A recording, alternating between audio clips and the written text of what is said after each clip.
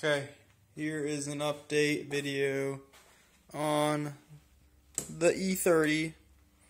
So right now, kind of just working on the front suspension right now.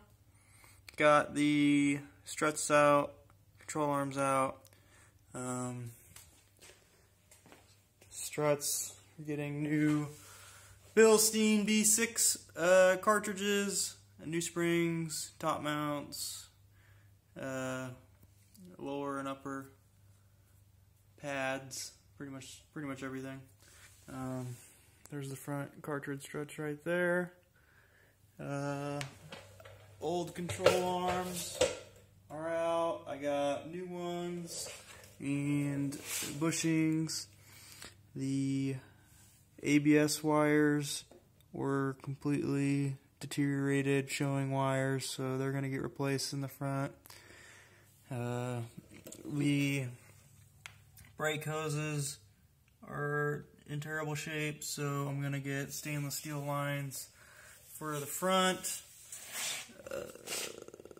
I'm waiting on a new steering rack, which could be months. I ordered it from Rack Doctor, notorious for taking a very long time. It's just a regular E30 steering rack. I don't want to change it right now to a Z3 or anything other than just the original. So I already have new outer tie rods. Whenever that comes in, I'll probably just put everything back together and then just do that once I get it. You can see the old ABS sensors and wires down there were just shot. This is actually the brake pad wear sensor.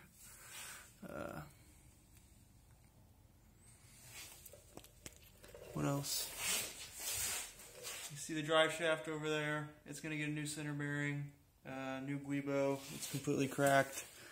I got old exhaust out. It was rusty, had a bunch of holes in it. Catalytic converter had a bunch of holes in it. Didn't sound terrible, but it's going to get a fresh unit that's not just one big welded piece. Just some heat shields. This is a new heat shield. When we go under the car, I'll show you where it goes. It was disgusting and was holding water and causing some corrosion that I've fixed since. Let's go take a look underneath the car.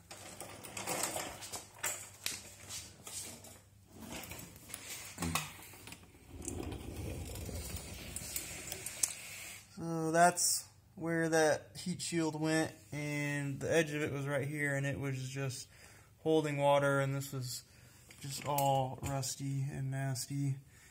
You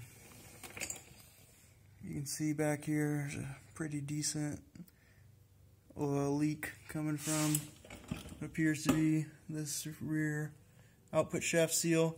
So I have that to replace.